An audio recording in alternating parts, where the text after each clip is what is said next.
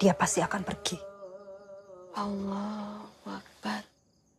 Allahu Akbar. Salam sinema, sahabat sinemalogi. Makmum 2 adalah film horor sequel dari film Makmum tahun 2019 yang disutradarai oleh Guntur Suharyanto. Film Makmum 2 dibintangi oleh Titi Kamal, Samuel Rizal, Marcella Zalianty, Dea Panendra, Ence Bagus, dan lain-lain. Film ini berfokus pada Rini yang diperankan oleh Titi Kamal saat harus pulang kampung karena bude yang telah membesarkannya meninggal dunia. Di kampung, hal-hal misterius terjadi menimpa Rini dan anaknya Hafiz yang sempat menghilang lalu ditemukan dalam keadaan tak sadarkan diri. Sejak kejadian itu, Rini semakin sering diganggu sosok yang menyerupai Makmum saat dia sedang sholat di tengah malam. Sebenarnya jualan film Makmum ini sudah bisa diterka dari film pendek dan film pertamanya, yaitu kemunculan sosok mengerikan saat sholat malam. Jadi efeknya tidak terlalu mengejutkan. Yang perlu diolah adalah ceritanya agar lebih baik. Sayangnya Makmum 2 ini tidak belajar dari pengalaman Makmum pertama, masih memakai rumus yang sama. Di awal, cerita masih enak untuk diikuti.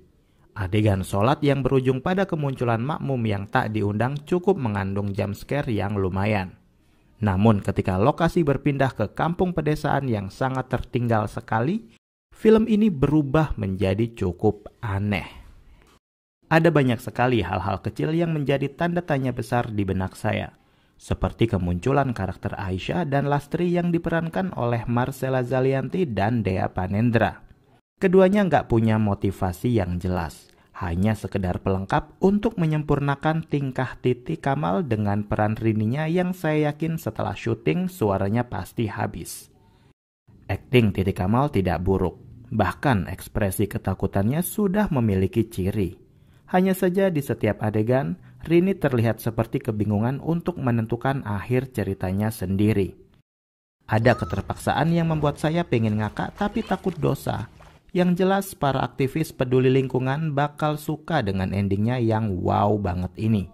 Entah dari mana datangnya ide untuk ending cerita seperti itu. Sosok yang menyerupai Makmum awalnya cukup creepy. Namun selanjutnya menjadi berlebihan dan mengulang penyakit film horor Indonesia kebanyakan. Mungkin kalau nggak nongol, keasik kali ya. Sinematografi dan artistiknya sebenarnya lumayan. Malahan lebih bagus yang kedua ini dibanding yang pertama. Permainan lightingnya lebih ngena, audionya juga nggak keseringan ngasih kejutan yang hambar. Hanya saja mungkin karena keseringan jump scare, akhirnya jadi nggak scare-scare amat.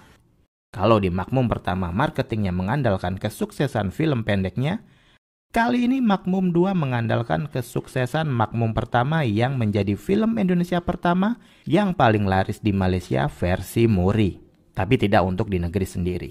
Pada akhirnya, Makmum 2 memang sejatinya bukan untuk mencari makmum, tapi mencari cuan. Dengan cerita formulaik dan rumus itu-itu saja. Kalau penasaran, silakan tonton sendiri. Demikian video reaksi dari film Makmum 2 yang tayang di bioskop. Jangan lupa like, komen, share, dan juga subscribe. Pantau terus akun sosial media Sinemalogi.